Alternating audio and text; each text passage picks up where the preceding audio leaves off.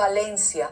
Robert, muy buenos días. Y es inevitable, primero que todo, preguntarte por las repercusiones políticas de estos ataques.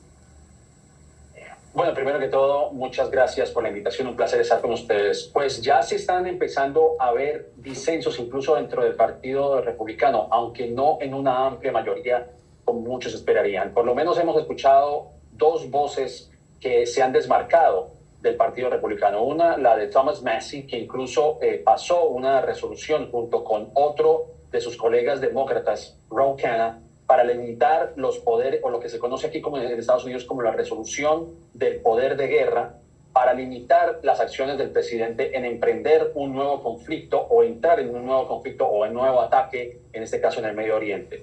Incluso otras voces que son seguidoras de la corriente MAGA, como es Marjorie Taylor Greene, ella también ha expresado un descontento frente a las acciones que se han emprendido en territorio iraní. Pero más allá de eso, también creo que en Estados Unidos existen lo que yo consideraría dos situaciones. Una que es la incertidumbre y otra la confusión. Y voy a la confusión, porque hemos escuchado distintas opiniones respecto a cómo se va a llevar a cabo esta campaña en Irán. Porque mientras que J.D. Vance dice que no se está planeando un cambio de régimen, Trump dijo en Truth Social que sí está esperando un cambio de régimen en Irán.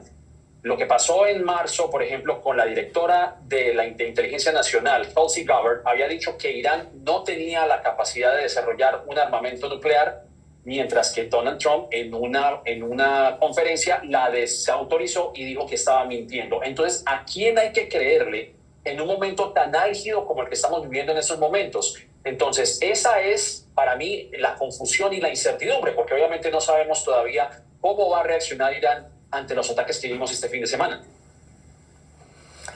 Sí, ¿y cómo estaría recibiendo el Congreso la operación? Es decir, ¿podría abrirse este debate sobre los límites del poder presidencial en decisiones de guerra, no?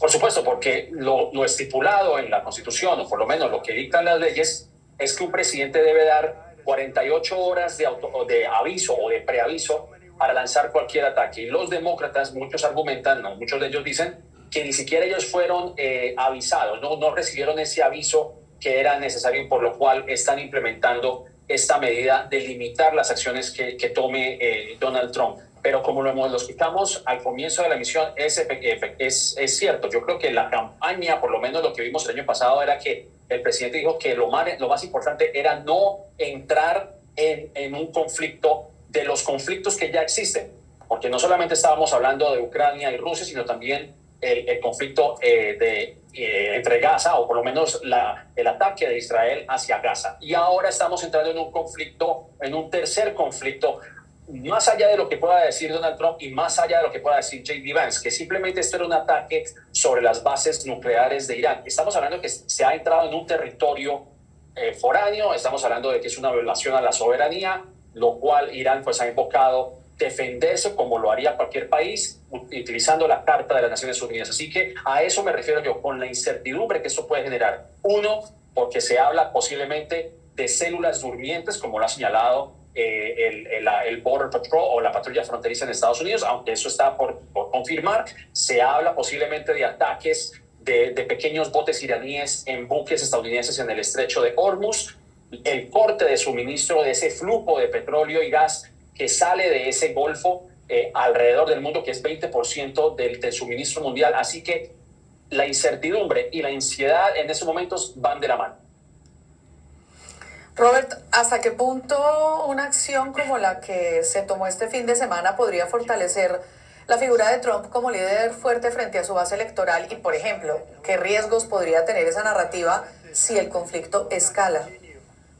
El problema de ese argumento es que se puede analizar desde distintas aristas, porque evidentemente los estadounidenses, incluso los mismos votantes de Donald Trump, votaron por él porque no querían que Estados Unidos se enfrascara en otra guerra. Y hay algunas personas dentro del movimiento MAGA que se sienten traicionadas por las acciones que se llevaron a cabo este fin de semana. Pero también podríamos darle vuelta a ese argumento, porque el régimen iraní, según lo que señalan expertos en ese país, pues el régimen iraní es impopular.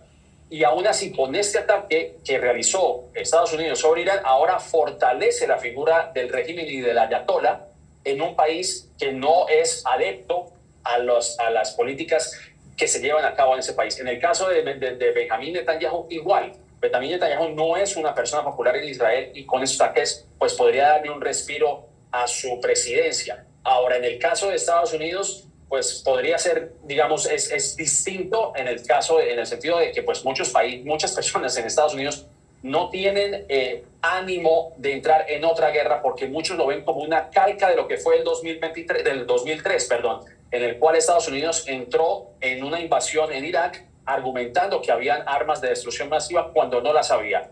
Y el argumento que muchas personas dicen es que si Irán no tenía la capacidad de desarrollar un arma nuclear, como lo señalaba Tulsi Gabbard, a la que hago referencia, la directora de Inteligencia Nacional, ¿por qué Estados Unidos tenía que atacar Irán si no representaba una amenaza? Además que es otro de los argumentos que ha presentado Alemania y Francia, que también han confirmado que no había presencia de armamentos nucleares y aún así Estados Unidos llevó ese ataque. Y ahí está el peligro de que Estados Unidos podría entrar en una guerra, de llevar tropas, de entrar en un conflicto que lo pueda llevar a ahondar más, de llevar, personal militar, y veríamos, como digo, nuevamente una copia de lo que fue el 2023. Y la gente no quiere eso porque ese recuerdo todavía está fresco en sus memorias.